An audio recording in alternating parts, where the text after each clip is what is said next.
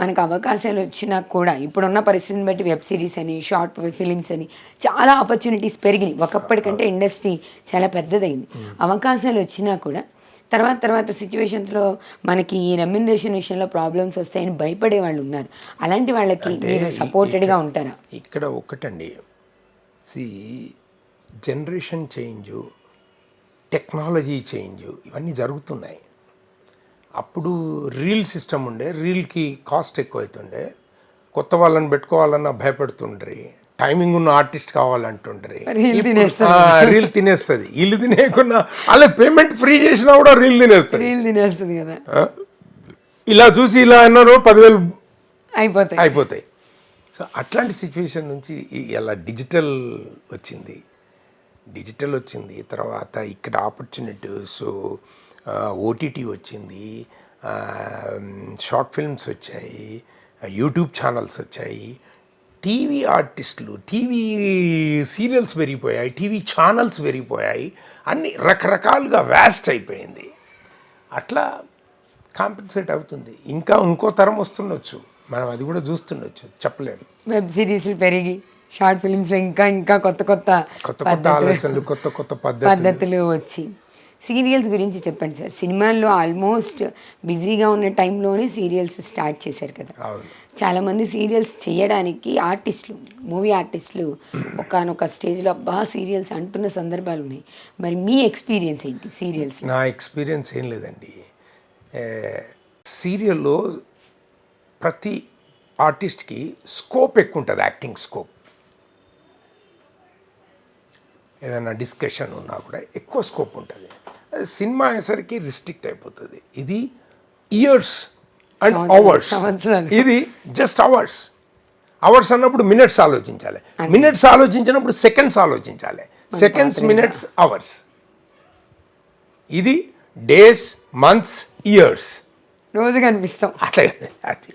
కానీ షూటింగ్ టైంలో వీళ్ళకి టైమింగ్ వేరియేషన్ ఉంటుంది కదా సార్.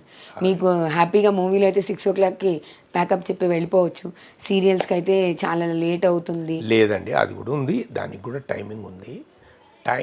ఏమండి, మనము అడ్డం మీద వెళ్ళి ఒక కూలి వాడిని తెస్తామండి. వాడు మొదలే చెప్తాడు, సార్ 6 o'clock వెళ్ళిపోతా సార్ అంటాడు. వన్ టైమింగ్ అది. వీళ్ళు కూడా మనకు టైం ఫిక్సింగ్ ఉంది, షెడ్యూల్ టైం వరకు మనం నిజంగా కూడా ఖచ్చితంగా షెడ్యూల్ ఏది ఉంటుందో అంతవరకు మనం నోరు విప్పకుండా పని చేయాలి వాళ్ళకి. Okay.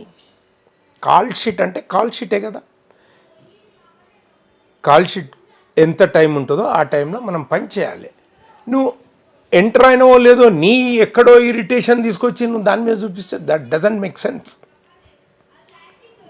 Being an artist I'm telling, producer ఏదో చేసి లాభము ఆశించి చేస్తాం, అది వస్తుందా రాదా అనేది తనకు తెలియదు, మనకు తెలియదు. అవును, కొన్ని సందర్భాల్లో రాదు కూడా. కానీ ప్రొడ్యూసర్ డబ్బులు పెట్టి చేస్తున్నప్పుడు వాళ్ళ ఇంటెన్షన్ వాళ్ళకు ఉంటుంది కదా. సో కాబట్టి మనం ఇట్స్ బిజినెస్, కోఆపరేట్ చేయాలి. మనము ఆల్వేస్ మన టైం వరకు, వాళ్ళు ఇచ్చిన టైం వరకు కోఆపరేట్ చేయాలి. నీకు ఏదైనా ఇబ్బంది ఉంటే నేను ఈ టైం లోపల వెళ్ళిపోతాను ముందే మాట్లాడుకోవాలి.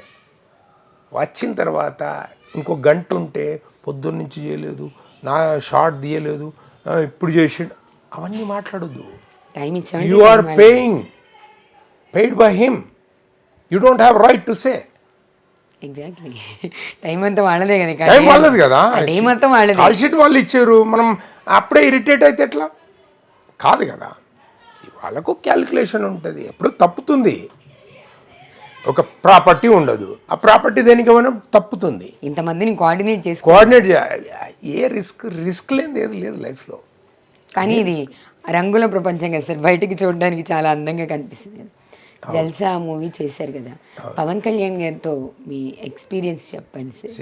నా ఎక్స్పీరియన్స్ అందరితో, నాట్ ఓన్లీ పవన్ కళ్యాణ్ గారు, చిరంజీవి గారు, ఆల్, బాలకృష్ణ గారు, రీసెంట్గా బాలకృష్ణ గారితో కూడా చేశాను,